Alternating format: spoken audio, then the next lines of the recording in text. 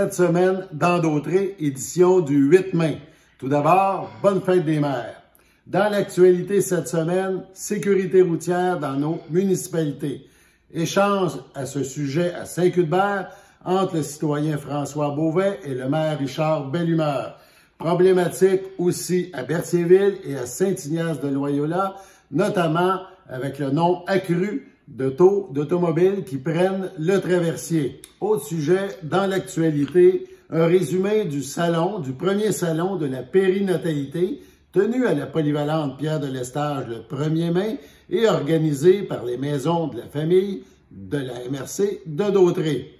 Également, CTRB a rencontré Monique Drainville qui nous parle du retour des activités de groupe au Cabas. Également, le dossier du centre communautaire à Saint-Ignace-de-Loyola, dossier qui fait toujours jaser.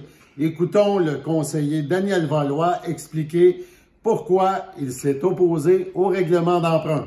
Autre sujet qui a retenu notre attention, l'entrevue que nous a accordée Xavier Roy, le directeur général du Festival de la Naudière. Ce dernier nous parle de la programmation 2022. Nous vous rappelons de suivre nos informations à chacun de nos bulletins d'information. Sur ce, bonne semaine à tous.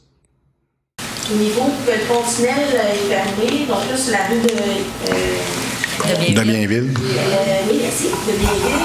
Il y a beaucoup de trafic. Oui. Et le fameux stop à Montcalm, les gens ne le font pas, ils vont se dire les vraies affaires. Donc nous, quand on sort de Chenard, puis moi, je trouve, qu'est-ce que je trouve... Chenard, Lévis aussi. Oui. Ce matin, je discutais avec un monsieur, puis il m'a dit « Je peux pas sortir par Lévis. Faut que j'aille chercher Montcalm ou puis que je revienne à partir de Montcalm sur le stop. » C'est un peu mieux. Ouais. Mais où je veux en venir, c'est que, pour mettre une lumière, on s'entend que non, là, mais des fois, une couple de police, ça aide. Ouais. Tu sais, ils sont très sollicités ailleurs, puis il y avait des gens qui en avaient parlé pour d'autres rues, là. Mais il y a beaucoup d'enfants. Les enfants traversent. Ben, je vous dirais. Là, moi, j'ai pas d'enfants, là, mais quand je traverse avec mes chiens, je trouve ça dangereux. Là, parce qu'ils ne te laissent pas passer, là, en plus. Ou avoir comme en Ontario, les fameux traverses jaunes, qu'est-ce que tu. Si tu n'arrêtes pas, tu as une amende. Mais non, moi, je vais traverser. Ben, vous savez que pendant la campagne électorale, puis même on en a parlé dans nos les orientations au comité de travail, le premier comité de travail, on a parlé beaucoup de sécurité parce que tout le monde s'est fait parler pendant la campagne de sécurité, Frontenac, Gilles Villeneuve. C'est une problématique. Évidemment, je ne veux pas me lancer dans une critique puis me partir en disons, je veux pas que ça dégénère, mais effectivement, on demande, on fait des demandes auprès de la Sûreté du Québec, mais ils couvrent tout le territoire. C'est sûr qu'on va rencontrer Monsieur Saint-Pierre, notre Benoît Saint-Pierre, c'est le policier, notre parrain. Il est très à l'écoute, mais eux aussi, ils sont effectifs souvent réduits. Nous, de notre côté, ben c'est le MTQ. Hein? Fait que nous, on ne peut pas mettre un stop là, on ne peut pas faire rien là-dessus, ça prend des autorisations. Ce qu'on peut faire, par contre, puis qu'on a commencé, on a déjà une rencontre la semaine prochaine avec les gens de la rue Frontenac pour voir qu'est-ce qu'on peut faire sur Frontenac, parce qu'en plus, on sait que cet été, avec ça, la fermeture du pont tunnel, ben ça va être un raccourci. Là. Frontenac va être un raccourci, ce qui ne devrait jamais être, là. Ben oui. Donc, on est très, très, disons, conscient de ça. On a déjà fait de l'achat de panneaux aussi. Vous voyez peut-être que, je sais pas à quel point on peut agir là, sur de Bienville, parce que dans le fond, c'est une route nationale. Là. Donc, mais où est-ce qu'on peut le faire? C'est sûr qu'on va le faire. C'est certain. Puis, tu sais, on adresse aussi l'état des routes. Gilles Villeneuve. Il y a beaucoup avec les camions, là, il y a beaucoup de roulières. Tu sais, même en tournant le coin chez Tessier, justement, là, moi, j'ai un utilitaire sport, puis je me suis fait brasser pas mal. Là, je me suis dit, bon, qu'est-ce qui se passe? Mais c'est vrai. Puis, bon, c'est dangereux, les motos, les vélos. Mais effectivement, surtout Lévis, là, faire traverser traverser mon enfant là pour aller jusqu'à Chenard parce qu'ils ne sont pas en plus alignés. Hein, il n'y a rien d'aligné. Oui, c'est ça. Mais écoutez, oui, on est conscient de ça. C'est dans le même secteur. Là. Vous allez faire attention aussi. Le plus possible. Parfait. Le plus possible. On essaie d'amener des solutions. On fait de ce côté-là, c'est surtout de faire des pressions. C'est vraiment des pressions. C'est celui qui a le point, que l'élément le plus important, le plus peut-être dangereux pour la sûreté, c'est là qu'ils vont se déplacer pour. Puis souvent, ce qu'ils nous disent, ben, ouais, mais on est là, puis tout le monde fait, ben oui, mais c'est sûr, quand vous êtes là, c'est sûr, quand vous êtes là, tout le monde fait son stop, là, mais. Par contre, ils sont efficaces. Moi, j'ai quelqu'un dans ma famille aujourd'hui qui a une contravention de 300 $ à Berthier. J'ai dit, ben là, demande-moi rien. Bonjour tout le monde, c'est François Beauvais de la ferme Beauvais dans Saint-André. En fait, j'avais demandé là, de faire ajouter à l'ordre du jour la lecture d'une lettre qu'on veut adresser au conseil municipal. Puisque ce n'est pas le cas, j'imagine que je fais ça dans la période de questions. Oui. Excellent. Alors, premièrement, je veux dire que je représente, entre autres, là, il y a M. Yvan Laplante. Sa femme qui a été impliquée dans un accident là, il y a une semaine et demie, dans la courbe, juste après l'usine d'épuration. Donc, entorse lombaire, cervicale, coupure au front, etc. Madame, ça a été plutôt difficile. Ensuite, je sais que vous avez entrepris des démarches. Vous avez consulté M. Dionne là, de la SQ pour avoir son avis. J'ai parlé moi-même avec M. Dionne aussi. Il est à une étape d'avoir constaté les problèmes, d'avoir exploré là, les différents endroits problématiques, rencontré le monde, mais il n'y a pas encore de solution concrète. Il est à explorer ce qui se fait ailleurs, dans d'autres municipalités, dans d'autres endroits où est-ce qu'ils ont des événements éco-touristiques liés à l'agriculture. Donc, ça va prendre quelques semaines, voire quelques mois avant d'avoir une première proposition. Et puis, la même chose, là, je suis conscient qu'avec le circuit cyclable, il va y avoir des recommandations de loisirs Naudière. Mais ça aussi, ça va prendre probablement au-dessus d'un an là, avant que les circuits soient présentés officiellement, qu'il y ait des recommandations. Donc, c'est à ce niveau-là qu'avant que tout ça se mette en branle, ben, nous, on a un besoin spécifique, puis c'est le but de la lettre qui est adressée aujourd'hui, finalement. Donc, je pense que je peux sauter dans la tête principale. L'objet, c'est la réduction de la vitesse, de la limite de vitesse, sur une section de 2 km durant Saint-André, entre l'usine d'épuration et le petit pont là, qui est situé entre les adresses 3430 et 3466. Je pense que je peux enlever mon masque ici. Oui. Ça va aider un petit peu à la circulation. Donc, par la présente, ma famille et moi, ainsi que les résidents concernés qui ont signé ce document ci-joint, habitant sur la section du rang Saint-André citée en objet, nous nous adressons officiellement à vous aujourd'hui. Bien qu'on est conscient que vous ayez entrepris les démarches pour avoir les limites de vitesse sur l'ensemble du territoire, nous vivons une problématique particulière qui nécessite une action immédiate. En effet, la sécurité, la santé et le bien-être de nos familles est compromise.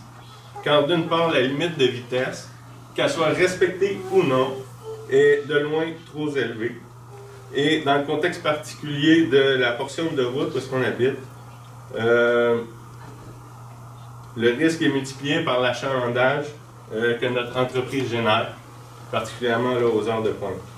Entendu que, de façon générale, la population de Saint-Cuthbert est vieillissante et que la municipalité se doit de créer un environnement favorable à l'établissement des nouvelles familles pour conserver sa vitalité et les services dont elle dispose.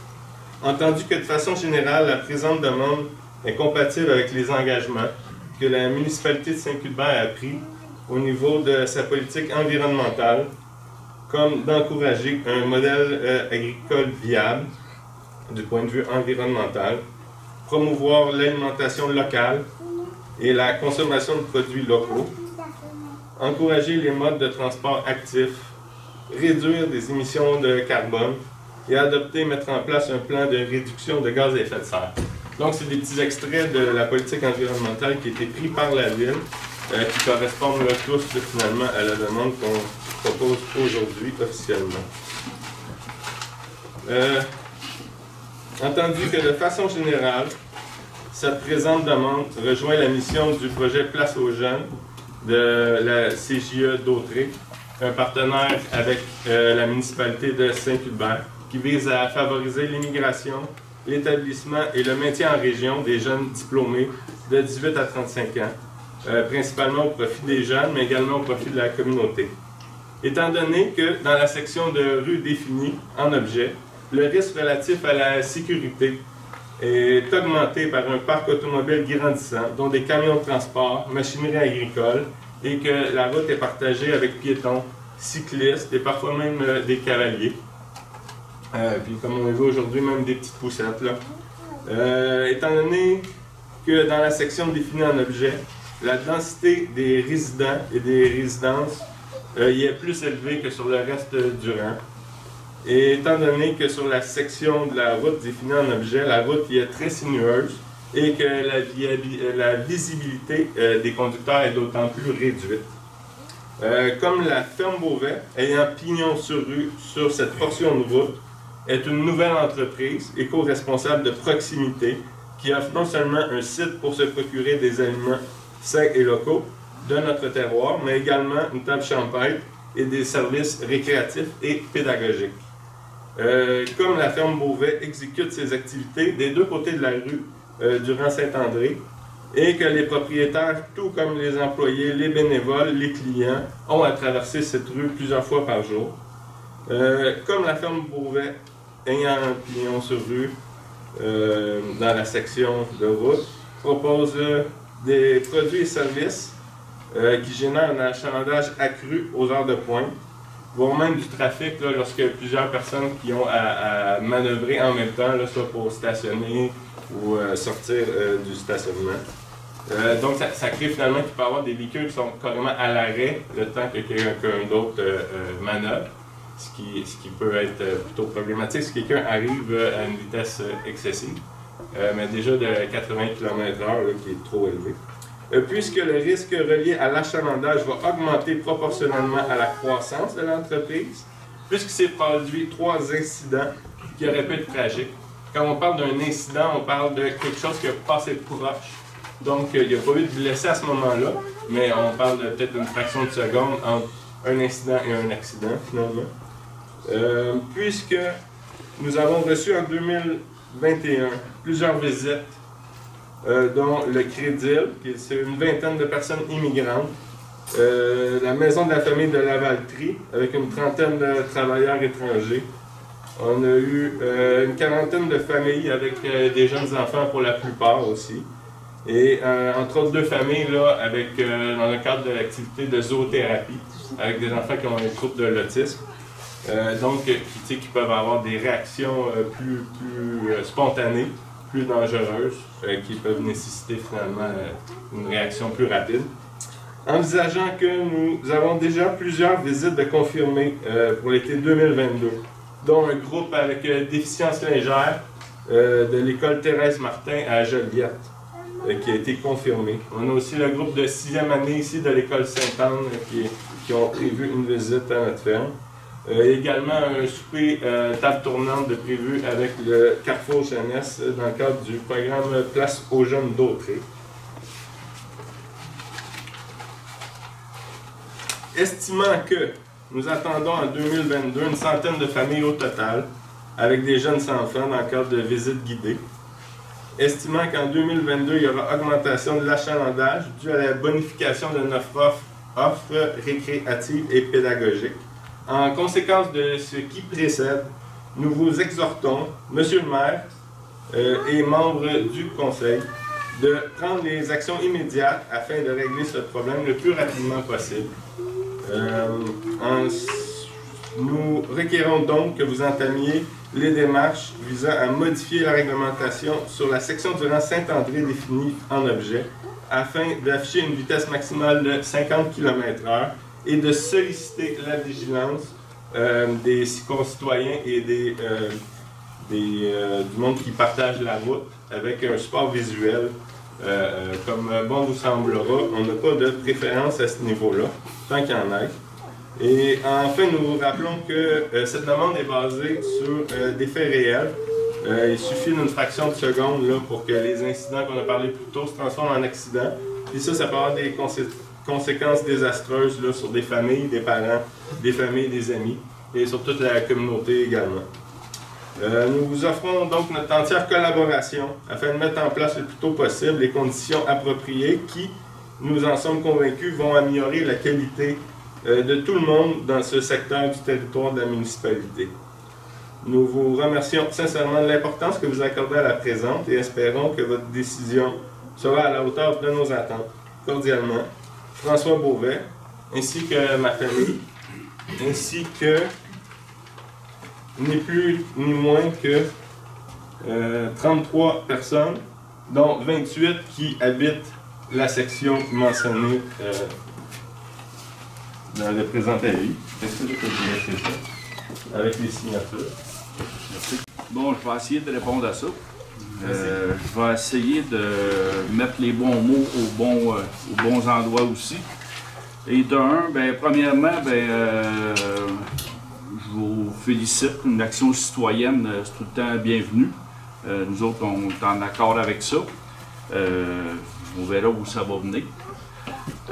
Deuxième chose, oui, vous venez aujourd'hui. Vous êtes venus au dernier conseil. 2 fois, il y en a qui sont venus poser des questions au conseil. Puis, je ne sais pas si vous vous souvenez, à notre première assemblée du nouveau conseil, la vitesse, c'était en haut de la liste pour nous autres. C'est encore en haut de la liste pour nous autres. Et de un, j'aimerais que vous nous laissiez le temps. Ça fait pas 5 mois qu'on est là. On veut s'en occuper. On va s'en occuper aussi. Action immédiate qu'on a entrepris, on a des panneaux de traverse piétonnière qui ont été commandés. Ils vont arriver sous peu. Il va y avoir un trottoir de peinture piétonnier qui va être fait, entre autres chez vous. Mais tout commerce qui travaille qui traverse la rue, ça va être fait aussi sur demande. Il y a les panneaux les radars de vitesse qui vont être installés sous peu dans 5 points dans la municipalité. Oui, la vitesse, on l'a dit qu'on s'en occupait depuis le jour 1. On le sait qu'à Saint-Cuthbert, ça roule. On a des panneaux, autant du côté de sécurité agricole, on a des panneaux de commandés à la MTQ là-dessus, qui vont être diffusés dans 3 endroits dans la municipalité. 4 panneaux. On est allé faire des panneaux incitatifs pour la vitesse. On a déjà commencé avec notre panneau lumineux de demander de réduire la vitesse dans la municipalité. Fait que, oui, on s'en occupe. Le côté immédiatement à 50 km/h, ça ne sera pas tout de suite qu'il va baisser à 50 km/h. Je ne suis pas en train de vous dire que ça ne baissera pas la vitesse. C'est que, oui, on a notre parrain, M. Dionne. Oui, ils sont là-dessus. Puis vous avez dit quelques mois, mais nous autres, on nous a dit qu'en mai, on aurait un résultat parce qu'il y a un comité qui se penche là-dessus pour la stratégie de la vitesse dans toute la municipalité, pas juste Laurent-Saint-André. Fait que c'est là-dessus qu'on est aussi. Je vais regarder si j'oublie quelque chose. Dans le feuille bleu aussi, on va inciter les gens. Oui, on va inciter de toutes les façons possibles. Autant des feuillets bleus, l'enseigne numérique. L'enseigne numérique aussi, c'est ça. Attendez, je veux juste regarder si j'oublie quelque chose. On va talonner aussi la Sûreté du Québec. Ah oui, là, c'est pour ça qu'il faut une stratégie de la SQ, parce que, oui, on attend des résultats, une stratégie de la Sûreté du Québec. Parce qu'on met comme ça à 50 km/h. On mettra ça à 20 km/h. Celui qui roule à 100, il va rouler à 100. C'est ça qu'on a notre problème à Saint-Cuthbert. L'objection par rapport à ça, c'est que si vous mettez la vitesse à 50, vous donnez du pouvoir aux policiers. Oui, bien les policiers, ils ne donnent pas de ticket. Il y a 12 policiers pour toute la région de Berthier, le pôle Berthier, Saint-Barthélemy, Sainte-Élisabeth, Saint-Cuthbert, Berthier, Berthierville. Ils ont 12 policiers sur 3 quarts de travail sur sur 2 semaines de chiffre. Fait qu'ils sont ici pour de la surveillance. M. Diane est venu plus souvent la semaine passée pour faire du repérage dans le territoire. Moi, j'ai confiance en lui, là. Il veut. C'est un gars, c'est une personne qui est native de Saint-Cuthbert. Il est content de travailler à Saint-Cuthbert, puis il veut faire de quoi pour Saint-Cuthbert. Moi, j'attends beaucoup de cette personne-là, mais il ne peut pas se séparer en 4. Ils sont 12 policiers en tout. Il y a le haut de Saint-Cuthbert, le haut c'est Saint-Edmond, mettons, puis Saint-Barthélemy, là, c'est couvert par Saint-Gabriel. Ils sont 8 policiers pour le 3 quarts de travail. Fait que même si on mettrait ça à 50, à 30, à 60, ils n'en donnent pas de ticket. J'ai reçu les dernières statistiques des 6 derniers mois, 2 trimestres de 3 mois. Partout, ils donnent des tickets, sauf à Saint-Cuthbert. On a soulevé la question, notre parrain était bien surpris de ça, mais les faits sont là. Fait que, on en veut des tickets à Saint-Cuthbert. On veut une présence policière, on veut du radar à Saint-Cuthbert, puis on insiste là-dessus. Puis le parrain, je l'appelle notre parrain, le parrain de la SQ, M. Diane, il est au fait, puis oui, il veut répondre à la demande. Mais dans ses moyens, parce que je me répète, mais ils sont 12. Je ne m'attends pas à des miracles. Là. À moins qu'on mettrait un policier là, qui va venir, je dis, va-t'en sur York, là, il va faire du radar. Bien, on s'entend que faire du radar, c'est pas dans les priorités. S'il y a quelque chose de grave qui se passe à quelque part, bien, c'est sûr qu'ils partent. C'est sûr et certain. Les fois qu'ils sont ici, là, ils sont installés dans des stops à date, là, parce qu'ils ne font pas de radar de vitesse. Mais il y en a plusieurs rapports parce qu'ils n'ont pas de temps. Le pont Hippolyte est encore tout bout de champ fermé. Dimanche, là, je suis arrivé avec mon fils pour le conduire chez sa mère, puis je comprends pas le monde. Il y a 2 guichets ouverts, mais il faut que le monde prenne 2 voies. Ça veut dire que dans la voie que nous autres, on s'en va vers Laurent-Saint-Michel, il y avait des chars, le parc est là, à partir à peu près de la caisse. Trop sans dessin pour se rendre compte que un à fil de l'autre, puis ils vont passer dans un des 2 gates. Il va falloir, je pense, être très vigilant avec la SQ, parce que les dimanches, c'est pas drôle. L'année passée, là, j'étais parqué à l'île du Pau, là. Il y en a qui se sont emmenés à pied. Je me suis passé avec pas mal de gens de la Chambre du Québec, ils ont tout compté l'histoire. Ils ont tout dit comment ça avait été, puis ça avait été mal géré. Très. Puis quand elle l'a appelé pour avoir des policiers ici, bon, le problème qu'il m'a donné, on ne va pas faire grand-chose parce qu'il m'a dit les policiers, les 2 équipes sont chez vous. Parce qu'il y avait une madame qui avait été déclarée que, je ne sais pas si elle n'était plus, mais elle était plus là. Puis là, il la cherchait. Les 2 équipes étaient là pour chercher la dame. Et quand ils l'ont trouvé, là, il y a un policier qui est resté ici, qui se promenait et faisait terre. Parce que faire, tu sais, on peut s'en servir de l'accotement à ce moment-là. Si vous vous servez ici, si vous dites qu'ils ont pris 2 allées, ils sont supposés prendre un accotement. Oui, les dimanches, si vraiment il y a 2 allées, appelez la police tout de suite. Parce que tu ne peux pas tout voir. Là. Non, je ne m'appelle blanc, mais je vais avoir une certaine vigilance ou peut-être, je ne sais pas, une certaine signalisation. Parce que c'est pas drôle, puis ça ne sera pas drôle cet été. Là.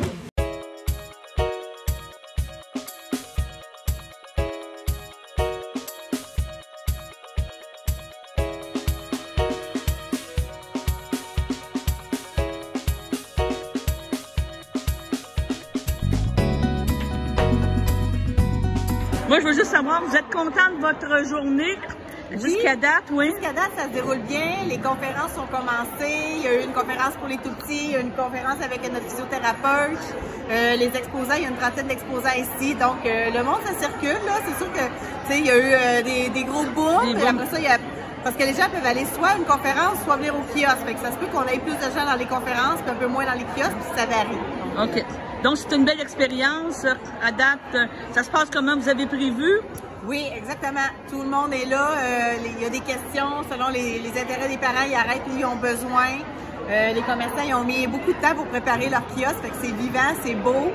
Puis je pense qu'il y en a pour tous les goûts, pour toutes les familles. Donc, tu me parlais qu'il y avait une trentaine de kiosques en fin de compte? Oui, au total? on est 30 exposants. On peut compter aussi un 31e kiosque qui est le coin des marraines d'allaitement. OK. Donc, c'est diversifié. Il y a des organismes communautaires, il y a des entreprises privées, mais tout autour de la périnatalité et de la famille pour des familles, des enfants d'à peu près jusqu'à 8 ans. OK. Donc, on peut espérer qu'il y ait une deuxième édition, troisième édition avec l'expérience? On va faire notre bilan, on verra. C'est une grosse organisation, c'est sûr qu'on va voir avec nos partenaires. On a organisé ça avec les autres maisons de la famille. On est les 4 maisons de la famille de Dautré dans l'expérience. Fait qu'on va faire notre bilan puis on verra. Parfait, je te remercie. Merci. Bye bye. Bonjour. Donc, je suis en compagnie de... Mélanie Ricard, directrice de la Bonjour maison de la Mélanie, famille. oui, puis l'expérience du salon, de la maison, du salon ici, comment vous avez vécu ça? Bien, ça va bien, c'est notre première édition. On veut se faire connaître de plus en plus. Probablement les autres éditions vont être encore meilleures, mais on a eu beaucoup de monde cet avant-midi. Tout ça est gratuit, donc c'est une belle opportunité de venir ici au salon à Berthier. Et vous avez parlé de quoi ici avec la maison de Berthierville? C'était quoi vous présentiez plus? Tous nos services qu'on offre à toutes les familles, c'est important de le mentionner aussi, toutes les familles de Berthier. On dessert 7 municipalités, donc aussi des îles, Saint-Hubert, Saint-Barthélemy, Sainte-Élisabeth. Donc les gens pouvaient venir prendre connaissance un petit peu des services qu'on offre, poser des questions. Et puis, on vend un petit peu là, Vous vendez votre salade, comme on dit. Exactement. Puis, on a un beau partenariat aussi avec l'ostéopathe Sonia. Ah, ben c'est bien. Donc, qui offre des traitements une semaine sur 2 à la maison de la famille aux enfants 0-5 ans et aux femmes enceintes à prix modique pour les familles du territoire. Bon, ben je te remercie. Ça fait plaisir. Bye. Bonjour. Bonjour. Vous êtes ostéopathe, vous offrez vos services à la maison de la famille à Berthierville, c'est bien ça? Oui, moi j'ai mon bureau à Berthier, puis un jeudi sur 2, je traite les 0-5 ans, les femmes enceintes pour 20 $ du traitement. OK. Et ça sert à quoi un ostéopathe? Un ostéopathe, ça va aller réaligner le corps, ça va aller travailler pour que tout s'harmonise, qu'on puisse... pour mieux vivre sa santé. Bon, ben je vous remercie. Merci, bye-bye. Moi, je suis Lisette Falker, je suis directrice d'Action Famille Lavaltrie. Parfait. Donc, la maison de la famille qui est située à Lavaltrie. Aujourd'hui, on est au salon de la périnatalité et de la famille pour parler un petit peu de nos services, de ce qu'on offre aux parents qui ont des enfants de 0 à l'adolescence. Puis on est aussi là pour parler d'immigration, parce que la Maison de la famille de Lavaltrie offre un service d'accompagnement aux personnes immigrantes dans la MRC de Dautré. Puis on a aussi Jonathan, si tu zoomes un peu, Jonathan qui est un de nos papas de notre comité de pères, qui est là aussi pour parler aux pères qui se présentent des différentes activités qu'ils peuvent retrouver à la Maison de la famille, parce que généralement on voit beaucoup de mamans, mais on voit de plus en plus de papas, puis c'est important qu'ils sachent qu'ils ont une place aussi. C'est ça, et qu'ils soient intégrés dans tout le cheminement de la famille, c'est ça que je veux dire. Et des fois, c'est ça, aider à l'accompagnement, parce que le rôle de père n'est pas toujours aussi évident que le rôle de mère. Non, puis les pères ont leur façon à eux d'être parents aussi. C'est différent de la mère. Donc ça aussi, c'est important qu'ils sachent qu'ils peuvent faire ça différemment. Donc, ça va être correct. Oui, ça va être correct, ça va faire la job aussi. Et c'est important aussi dans l'éducation des enfants. Absolument. Notre implication en tant que père dans l'éducation des enfants va être aussi importante que l'amour qu'une mère va donner, puis l'amour qu'un père va donner à son enfant est différente, mais aussi nécessaire. Est-ce qu'il y a beaucoup... Est-ce que, justement, toi, tu es là, à la maison de la famille, c'est ça que je comprends? Oui, exactement. J'organise les activités. Est-ce que les pères, les gars, sont contents de parler à un gars? C'est ça que je veux poser la question. Oui, on fait des cafés-discussions des soirs une fois par mois, qu'on se retrouve à pouvoir discuter. Des problèmes de gars. Tu parles des problèmes de gars, des problèmes que, de notre point de vue, qui est beaucoup différent de qu'est-ce que nos réalités, de comment on vit ça, de comment on va pouvoir régler ça, de comment on va surmonter ça. On réussit à trouver des solutions, puis en écoutant des situations chez d'autres familles, on se rend compte que on est tous pareils. On est tous pareils, c'est juste les adresses qui changent devant la maison. C'est ça. Puis,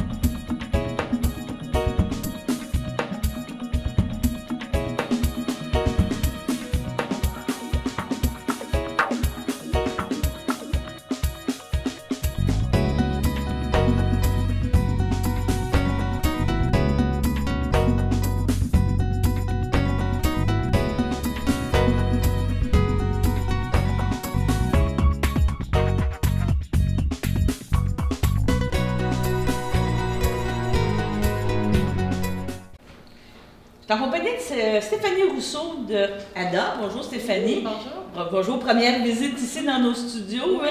La grande patronne Jessica Adélec, c'est une bonne patronne. Tu es directrice aux opérations, mais on pourrait-tu dire que tu es aussi comme directrice adjointe? Est-ce que c'est un petit peu le rôle que tu fais auprès de Jessica? Oui. Bien, en fait, je suis coordonnatrice aux opérations. OK. Mais oui, je suis un peu comme directrice adjointe. Je suis vraiment le bras droit de Jessica. Donc, on prend pas mal les décisions ensemble. Puis, on embarque dans les projets ensemble en général aussi. Que c'est passionnant parce que je trouve, chez ADA, c'est des jeunes maintenant. Là, vous êtes très impliqués. C'est une belle relève que ADA a réussi à aller chercher. Puis tout ça. Parce que vous avez vraiment. Puis on a tous le même objectif aussi dans l'entreprise. On est rendu toutes des femmes aussi. Fait que ça, c'est super intéressant, c'est le fun. Une belle vision. Oui, exactement. Puis on est tous dans la même génération aussi. C'est le fun d'avoir des générations aussi diversifiées, mais ça donne un nouveau souffle à l'entreprise. Puis c'est vraiment le fun. Tu me disais que tu as fait un bac en ressources humaines. Tu me parles de génération. L'amalgame, parce qu'on est conscient qu'il y a sûrement des préposés, des gens qui travaillent pour toi, qui sont plus vieille, je veux pas dire vieille, mais âgée, mais tu comprends ce que je veux dire. Et l'amalgame se fait bien quand tu penses, puis tu sais, les demandes, les priorités, les choses, On essaie vraiment de s'adapter, puis c'est vraiment la majorité de nos préposés qui vont être dans cette tranche d'âge-là. Fait que tu sais, on est habitué, puis on est capable de bien jongler avec ça. Puis il n'y a pas d'enjeu, c'est vraiment de l'adaptation en fait là, à faire. Puis au niveau de notre conciliation travail-famille, tout ça, on a beaucoup de personnes qui vont être en pré-retraite ou qui ont peut-être 5 ans à travailler encore. Fait que ça fait en sorte qu'on est capable de bien comprendre là, nos candidats cibles, de s'adapter. Et l'autre point que je t'amènerais, c'est que là, c'est sûr que vous êtes toujours en période de recrutement. Okay. Ouais. Ça, c'est sûr. Tu viens de me parler de personnes qui sont en pré-retraite, mais l'attrait pour un jeune pour venir travailler chez vous, pour une personne qui est plus au début de sa carrière, est-ce que vous êtes vraiment adapté? Est-ce que tu peux dire que oui, avec ton métier, avec les choses que vous proposez, c'est un beau cadre de travail? Là? Oui, vraiment. Puis ce qui est bien avec notre entreprise, c'est qu'on a une belle conciliation travail-famille. Donc pour les personnes qui ont des jeunes enfants, on essaie vraiment de prendre leurs besoins puis de les jumeler avec notre entreprise, nos disponibilités. C'est sûr qu'on a certaines normes et réglementations à suivre pour que ça soit équitable envers tous, mais on essaie vraiment de prendre ces disponibilités-là puis de les ajouter à notre horaire. Fait que c'est vraiment apprécié. C'est par exemple en soins, on demande une fin de semaine sur 2, mais souvent ailleurs, il faut travailler les soirs, les nuits, toutes les fins de semaine. Fait qu'on essaie vraiment de s'assurer que la personne soit bien puis d'attirer les personnes un petit peu plus jeunes dans leur début de carrière dans l'entreprise. Quelque chose que j'ai vu aussi dans les notes que vous m'avez fournies, vous vous associez aussi à Emploi Desjardins, Premier Emploi. C'est une belle source aussi de renouveler ta clientèle. Tu espères que d'année en année, ils viennent travailler pour la période estivale, c'est bien ça? Oui, exactement. Mais en fait, c'est la première année qu'on le fait. C'est avec Desjardins Jeunes au travail. Fait que c'est vraiment un test qu'on fait cette année. En tout cas, du moins quand j'étais là, on n'a jamais eu de stagiaire depuis 2 ans. Puis, c'est des personnes qui expérimentent de travailler dans une entreprise, en fait. Fait qu'on va essayer ça. On a une personne qui commence le 23 juin. D'après moi, ça va être vraiment intéressant.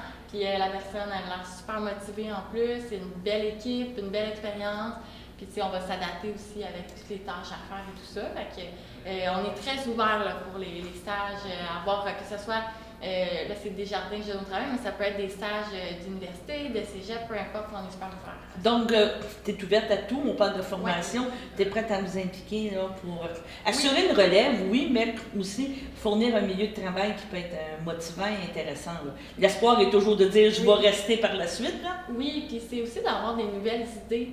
Tu sais, c'est sûr qu'on est encore jeune, ça fait pas des années qu'on a terminé l'école, mais quand on est dans le processus scolaire, c'est différent aussi. On a d'autres idées, on a des professionnels, nos enseignants et tout ça, qui nous donnent des idées extérieures. Fait que ça, c'est intéressant aussi d'avoir ça. je vais te poser la question d'un autre côté aussi, la frustration, pas la frustration, mais la réalité entre qu'est-ce qu'on apprend et qu'est-ce qui se passe sur le terrain, ça a-tu été difficile pour toi l'adaptation ou c'est le contraire, tu as trouvé que tu avais été bien formé, bien enseigné, puis tu te retrouvais dans un milieu de travail intéressant? Puis, Oui, bien c'est sûr que ce qu'on fait à l'école, puis ce qu'on fait dans le travail, moi ça a été vraiment différent. J'ai eu cet employeur, j'en ai eu d'autres aussi. Et à chaque fois, j'ai appris vraiment plein de nouvelles choses que je ne savais pas à l'école, mais c'est certain que ça donne une très bonne base. Puis ça développe la logique et la compréhension ensuite. Fait que je pense que c'est plus cet aspect-là qui nous a aidés, mais c'est sûr que c'est utile. Moi, j'ai fait mon bac en ressources humaines, puis tout ce qui est dotation, rétention du personnel, fidélisation, tout ça, ça m'a aidé. Mais c'est sûr que c'est très théorique, là, on s'en va vraiment dans la pratique, donc c'est différent. Tu sais, entre la théorie et la pratique, et surtout travailler pour un organisme d'économie sociale, un organisme, c'est différent que travailler en grande entreprise. C'est sûr que tu arrives à une place avec Bell Canada, tout est vraiment relatif. Mais tu as le côté implication, tu as le côté proximité, je pense, qui peut être très intéressant. Oui, exactement. Non, c'est vraiment le fun. Puis c'est que chaque poste est différent aussi. T'sais, on peut avoir des postes, par exemple, en ressources humaines qui est généraliste, des postes seulement en dotation. Comme moi, mon poste, c'est généraliste, mais dans plein de, pas juste ressources humaines. Fait que c'est ça, ça dépend des entreprises en fait. Bon, on va te souhaiter bienvenue chez ADA, mais c'est là depuis, ça va faire 1 an là, que tu étais arrivé, on ne t'avait pas rencontré avant. Donc, si les gens te rencontrent sur la rue ou au ADA, ils vont savoir que c'est toi le responsable. Oui, exactement. D'accord, mais je te remercie. Merci beaucoup. Au avril, j'étais parmi ceux qui étaient favorables au projet. Sur la présentation qui avait été faite par Mme Messier, un bon document quand même assez détaillé. Il y avait environ 140 personnes dans la salle. Les documents étaient accessibles. Mais ce qui est arrivé par la suite, entre le 3 avril et le 13 avril, il y a eu d'autres développements dans ce dossier-là. Moi, je me rappelle, on fait l'Assemblée publique le 3 avril. 48 heures après, on devait prendre un avis de motion pour le règlement. Ça veut dire 48 heures pour digérer tout ce qui a été dit, autant pour les membres du Conseil que la population. Et le 5 avril, je peux mentionner aussi que dans la séance d'information, il y a des questions qui ont été posées. Il y a des coûts qui n'étaient pas clairs pour les citoyens, et même peut-être pour moi aussi. Ventiler certains coûts. Je n'étais pas convaincu à ce moment-là. Le 5 avril, lorsqu'il y a eu l'Assemblée régulière du Conseil, M. le maire a mentionné qu'il n'y aurait pas de questions concernant le projet, pour la simple raison qu'on n'avait pas les coûts détaillés ou ventilés que les citoyens avaient demandé. Donc, c'était reporté. Ensuite de ça, nous, on s'est rencontrés le 10 avril, séance extraordinaire. Séance extraordinaire, il n'y a aucun citoyen dans la salle. Il y a un avis de motion qui est levé, plus le dépôt de projet de règlement. Et là, la date du registre, elle reste toujours le même, le 20 avril. Nous, on se réunit de nouveau le 13 avril. Le 13 avril, c'est le vote pour l'adoption du règlement d'emprunt. Mais à ce moment-là, moi, je pense qu'il manque encore des informations aux citoyens. Fait que je ne pouvais pas me permettre d'approuver ce projet-là, alors que les citoyens n'avaient pas encore d'informations concernant la ventilation des coûts. Ben, c'est parce qu'il y a 2 raisons qu'on va vous donner. Je vais juste compléter, M. le maire, si vous permettez. Après ça, là, je regarde ça. Le 13 avril, on aurait adopté le règlement.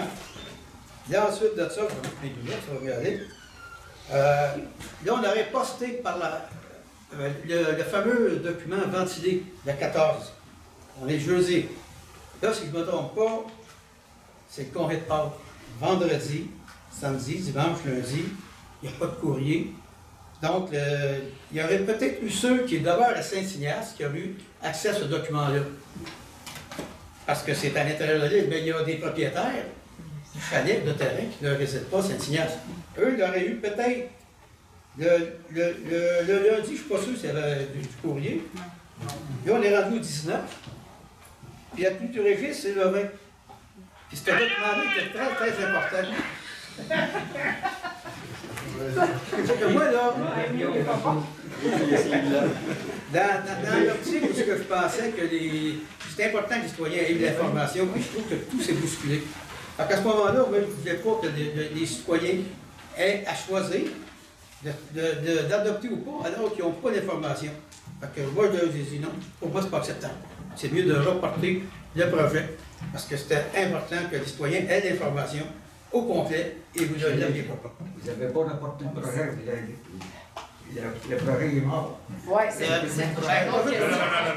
l'instant, c'est le règlement d'emprunt qui était. Ah, le règlement d'emprunt, peu importe ce que vous dites, là.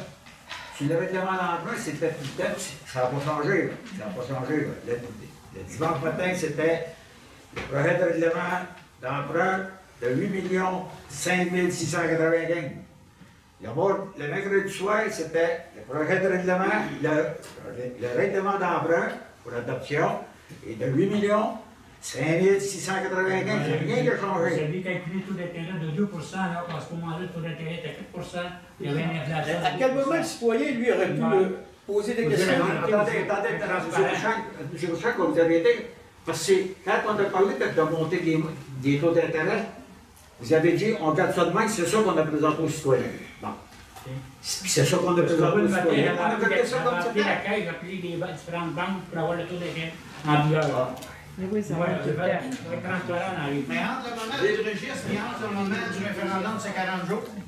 Fait qu'il y a eu 40 jours pour s'informer. Oui, c'est ça. Ceux qui ne s'informent pas sont morts. Il y a le monsieur avant, madame. Je suis en compagnie de Xavier Roy. Bonjour Xavier, ça va bien? Bonjour, oui, ça va bien. Un avant-midi fébrile. Ben oui. Le lancement de ta programmation. Moi, je pense qu'on pourrait l'appeler comme ça avec un grand T.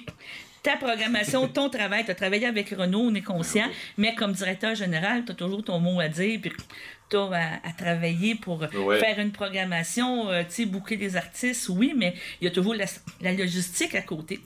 Si on raconte un petit peu qu'est-ce qui s'est passé, 2019, je vais rencontrer ton prédécesseur ici dans les bureaux. Et moi, je suis en train de préparer ma retraite. On va vous annoncer bientôt un niveau DG. Notre programmation est faite, tout ça. Ça va bien 2019. Arrive notre super 2020 et toi, tu rentres. Tu as déjà un petit peu de travail, on sait, de fait par M. François et tout ça. Et ça a fait pouf, plus rien. 2021, tu pars encore, tu dis, on va te donner un autre coup. Là, et aujourd'hui, 2022, c'est ta programmation, c'est ton travail. Comment tu te sens ce matin? Bien, c'est un sentiment qui est extraordinaire. Là. On avait très hâte de lancer cette programmation-là parce que l'an dernier, on était très heureux d'avoir pu faire ce qu'on a fait. On a été en mesure d'accueillir à peu près 1600 personnes par soir sur le site, puis c'était plus qu'à peu près n'importe quel festival à l'époque, puis on était très contents. Mais c'est sûr que dans le plan de développement que Renaud et moi, on a pour le festival, il y a énormément de place qui est à l'international, il y a énormément de place qui est à des formats plus inhabituels de concerts aussi, puis ça, c'était très difficile à faire en temps de pandémie. Donc là, ce matin, on a pu annoncer une saison qui est à la fois très ancrée dans le territoire. Là, on a une nouvelle série de concerts qui va dans des lieux agrotouristiques de la région. Fait qu'on va pouvoir entendre des musiciens au Jardin des Noix, à la Courgerie, à l'Alchimiste, autour d'un feu à Notre-Dame-des-Prairies. Fait quelque chose qui est très... c'est ça, original dans la manière de présenter les concerts, mais aussi des événements qui sont vraiment de classe mondiale à grand déploiement avec des grands artistes. Faudrait que je fasse le calcul, là, mais je pense qu'il y a au moins 4 ou 5 concerts où il y a plus de 100 musiciens sur la scène. C'est des gros programmes, des gros concerts, puis je dis souvent à des amis que soit qu'on a été ambitieux, soit qu'on a été casse-cou, mais je pense qu'on a été un peu des deux, puis on a la conviction que le public va être là. Parce qu'il faut se piquer, c'est que c'est des artistes internationaux que tu fais venir, c'est des événements spéciaux. Donc, ils ne sont pas bookés la semaine prochaine. Quand tu appelles, il faut que tu commences déjà à travailler ça en 2019, en 2020. Et dans votre agenda, avez-vous prévu une semaine et demie? Parce que tu arrives, tu as le décalage horaire, il faut que tu t'installes, puis tout ça, il faut que tu viennes. C'était du travail de longue haleine. Est-ce qu'il y a eu vraiment des choses que tu dis, bon, on va pas tout savoir, là, mais je veux dire que tu dis oui, là j'ai eu des oui un peu, mais qu'éventuellement en 2023, on sait que tu es déjà en train de dispenser et tout, et que là tu as réussi à nous ramener des choses qu'on était censé avoir, qu'on s'en va dedans, et on continue là. C'est ça, donc dans le fond, 2022, cette année, il y a encore des projets qui étaient prévus pour 2020 qu'on a finalement pu annoncer ce matin. Donc, les Arts Florissants, l'Académie für Alte Musik de Berlin, c'est deux ensembles qui étaient prévus pour la saison 2020 du festival et finalement, on peut les faire venir. Ils ont accepté, là, parce que... Ils ont accepté, puis ce qu'il faut garder en tête, c'est qu'en Europe, les musiciens circulent beaucoup, les concerts ont repris depuis quand même longtemps. Donc, nous, il faut s'intégrer dans un horaire de tournée qui est assez chargé. Puis plus que ça, Académie für Alte Musik et les Arts Florissants, c'est des exclusivités nord-américaines qu'on a avec eux cet été.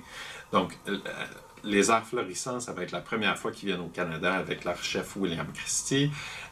Académie für Alte Musik, ça va être la seule fois où ils vont présenter en Amérique du Nord ce programme-là autour de la musique de Beethoven.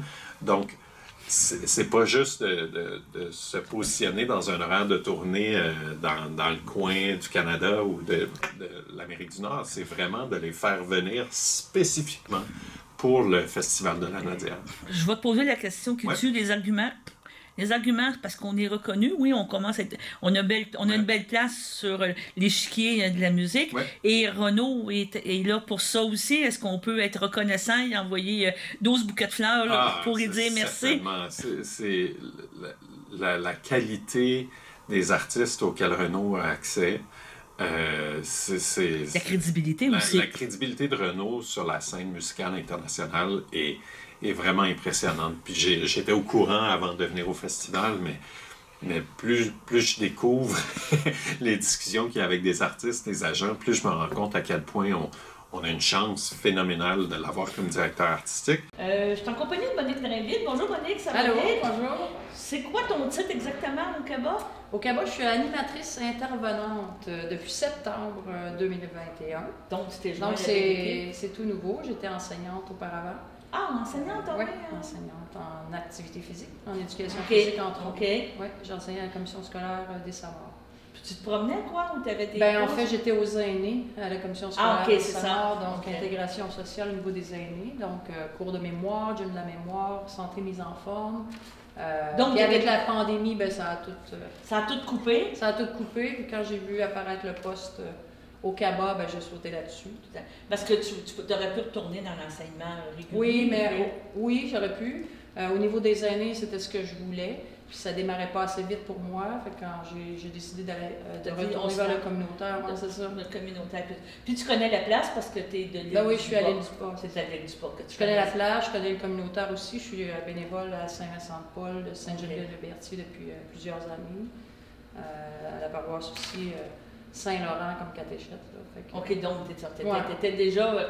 tu connaissais déjà le milieu, les gens connaissaient que c'était une belle chose. Donc, depuis le mois de septembre, tu fais des activités. J'ai vu que tu faisais plein d'ateliers. On dit-tu bricolage? Je ne veux pas insulter. Là, mais c'est correct. J'ai animé des ateliers créatifs. C'est ça. Donc, on essaie de varier les ateliers à chaque fois. Pour aider à stimuler le cerveau aussi, la motricité fine chez les personnes des fois de 50 ans et plus, des fois ça commence à être difficile au niveau de la retraite, tout ça, puis au niveau du cerveau, c'est bon de découvrir d'autres choses. D'égayer, là. Créatif, être créatif, c'est très bon pour le cerveau. Donc on a parti ça au CABA, on a toujours la mise en forme qui est à Lanoret, à Saint-Cuthbert et à Berthier, où il y a beaucoup de personnes quand même qui sont inscrites, c'est gratuit. Ça se poursuit tout l'été. Puis on va sortir dehors bientôt, donc on ne sera plus à l'intérieur avec le masque. On va aller dehors à chaque endroit, à chaque municipalité pour faire nos exercices. Puis là, j'arrive d'une randonnée pédestre à Lanoret. Donc on fait 1 à 2 randonnées pédestres par semaine là, avec un groupe. Ce matin, on était 17 participants. Je vais te poser une question par rapport à ça. Oui. Est-ce que tu t'es aperçu qu'il y avait beaucoup de besoins. Quand tu me dis, tu venais, oui, d'accord, la commission scolaire, mais quand tu as intégré le CABA, la foule d'activités et tout ce qui se passe, tu as été impressionné? Ben, moi, j'ai été impressionnée parce que le CABA, je le connaissais comme Papa Trouland, aide au niveau du transport, tout ça. Je pensais pas qu'il y avait des activités autant que ça. J'étais vraiment surpris, là. On n'arrête pas. Il y a des gens qui sont là quasiment tous les jours pour faire quelque chose avec nous, là. Soit des randonnées, des exercices, du bricolage, des choses comme ça. Donc, il y a beaucoup de demandes, puis il y a beaucoup de soutien de la part du CABA là, pour plusieurs personnes, que ce soit des couples, que ce soit des personnes seules. Donc, ça bouge. Donc, tu ne chômes pas. Non. Tu n'as pas resté avec la petite patte branlante? Non, je suis 4 jours semaine, puis ça n'arrête pas. Là, la nouvelle programmation aujourd'hui a sorti la semaine dernière pour les sorties du CABA à l'extérieur. C'est donc le fun. On commence encore aussi à aller vivre, à aller voir des choses. Peux-tu nous en parler? Il y en a déjà 3 ou 4 là, qui sont Il y en a qui sont prévus. En fait, moi, je n'étais pas là avant. Donc, avant la pandémie, il y avait beaucoup d'offres de sorties. Alors, on relance les activités. C'est moi et Christian qui avons travaillé un peu sur la programmation. C'est pas évident de programmer parce que beaucoup de sites soit qui manquent d'employés, soit qui sont fermés lundi, mardi. Il y a beaucoup encore de restrictions là, avec la pandémie. On s'aperçoit en réservant que c'est pas évident. Fait qu'on est allé tranquillement pour deux ou trois pour l'instant pour tenter le terrain. On se croise les doigts parce que la date limite s'en vient pour certaines... C'est cette semaine. Cette semaine, on va laisser jusqu'à mercredi matin pour la sortie à Ottawa, qui va avoir lieu le 18 mai. Donc, vous pouvez vous inscrire encore au CABA. Il faut passer pour payer les sous pour confirmer, afin que nous, on puisse confirmer officiellement. Oui, parce que c'est ça, c'est qu'il y a des restrictions en termes d'autobus, en termes de place. Ottawa, c'est aller voir les tulipes, ça va faire du bien. Festival des tulipes, en plus du Musée canadien de l'histoire. On va terminer la journée au marché Baille pour souper, visiter un peu les vieilles rues d'Ottawa. Puis l'autre, c'est le Musée des Beaux-Arts le mercredi ensuite, le 25 mai. À Montréal. On se croise les doigts pour avoir le maximum de personnes parce qu'on a un chiffre limite à atteindre là, pour autofinancer notre projet. Oui, je comprends. Fait que c'est ça. On espère que les gens vont embarquer. Musée des Beaux-Arts à Montréal, c'est que le Musée des Beaux-Arts. On arrive le matin vers 11h. On visite une première section du musée parce que c'est très grand. Et on dîne là-bas avec un lunch. On peut profiter d'un lunch du CABA. Donc, on peut se faire une boîte à lunch au CABA en rajoutant un petit 10 $ de plus. Et dans l'après-midi, on finit les salles de visite. Est-ce que c'est des visites guidées ou c'est des visites individuelles? C'est des visites guidées. Donc ça, c'est avec un laisser-aller après. Donc, il y a une période de visite guidée. Et après, on donne un temps libre aux gens pour continuer les visites. Ça, c'est précieux, les visites guidées, parce que tu me diras, tu sais, l'explication. Tu as beau regarder, prendre des audioguides, tu n'as jamais comme quoi une visite guidée, c'est en plus, tu peux interagir. Si tu as l'audioguide, tu n'interagis pas nécessairement, tu écoutes, puis c'est beau. Ça va à la vitesse, puis c'est ça. Tandis que quand il y a un guide, puis tu veux approfondir un petit peu, ben là, tu poses des questions au guide en plus. Fait que oui, au Musée canadien de l'histoire à Ottawa, il y aura une partie en visite guidée. Musée des Beaux-Arts guidé en partie. La dernière qu'on offre avec période d'inscription jusqu'au 12 mai, c'est aller visiter Huron-Wendat. Oui, donc encore là, c'est quelque chose d'impressionnant. Oui, c'est bien reconnu. En tout cas, pour les gens d'ici, c'est pas très connu. Donc, visiter le musée Huron-Wendat à Wendake avec un dîner dans leur restaurant, donc un dîner adapté. Oui, un dîner des Premières Nations. C'est ça. Qu'est-ce qu'on s'entend Premières Nations? C'est le musée des Premières Nations. Oui. Wendake, c'est les Hurons. C'est ça. Huron, Wendat, leur musée, leur maison longue et aussi leur boutique qui sera ouverte pour nous cette journée-là. On dîne et après, on s'en va dans le Vieux-Québec, Petit Champlain. On va laisser aller les gens parce que c'est vraiment beau. Les gens aiment ça marcher libre dans le Vieux-Québec. On laisse aller les gens, ils vont souper en magasinant s'ils veulent, puis on revient en soirée. En se parlant, on associe musée de l'histoire, mais c'est le musée de la civilisation à Ottawa. Je pense que c'est ça. En fait, c'est à Gatineau. C'est à Gatineau. Le musée on traverse, c'est à Gatineau. Puis il y a toujours les casinos, mais ça, on n'y va pas. Pas tout de suite. Pas tout de suite. On garde le casino pour l'automne à Montréal parce qu'on aurait un souper-spectacle possiblement. C'est bien. Casino. C'est prévu pour l'automne. On est correct. Donc, on a devancé un peu les autres. Bon, on te remercie beaucoup, Monique. Regarde, tu peux revenir n'importe quand et nous parler, bien oui. Et on est bien content que tu viennes, que tu sois partie du CABA. Mais t'attends, hein? Ça, j'ai pas fait de commentaire. On n'est pas tous méchants, non, c'est bien. Parfait. Mais reviens nous vous êtes parler. bien accueillants. Merci Pas de problème, puis on va se reparler. Bonne journée. Merci. Nous vous rappelons de suivre nos informations à chacun de nos bulletins d'information. Sur ce, bonne semaine à tous. Le musée Gilles Villeneuve s'associe à une brasserie artisanale de Berthierville, Locomotive, et présente la Salut Gilles, une bière hommage à notre champion Berthollet. Cette bière, une largeur d'inspiration italienne, est brassée en quantité limitée. Le profit de la vente seront remis au musée Gilles Villeneuve. Vous pouvez acheter la Salut Gilles à l'unité, en carton de 4 bières ou encore en 12 unités. Il est possible de réserver votre bière en contactant l'équipe du musée au 800 639 0103 ou encore au 450 836 2714. Vous pouvez aussi directement vous rendre sur le site internet muséegillesvilleneuve.com afin de vous procurer vos bières. Avec l'achat d'un paquet de 4 bières, vous recevrez une entrée gratuite donnant accès au musée. Cette entrée est d'une valeur de 12 $. De plus, vous pouvez aussi acheter vos bières le dimanche 8 mai au musée Gilles Villeneuve. Ils seront disponibles au IGA Mont-d'Or Family à Berthierville, partenaire de la brasserie artisanale Locomotive. Cette levée de fonds ira directement au musée Gilles Villeneuve. Salut Gilles, une bière en l'honneur du champion Gilles Villeneuve. Pour ce fait, nous vous disons salut Gilles.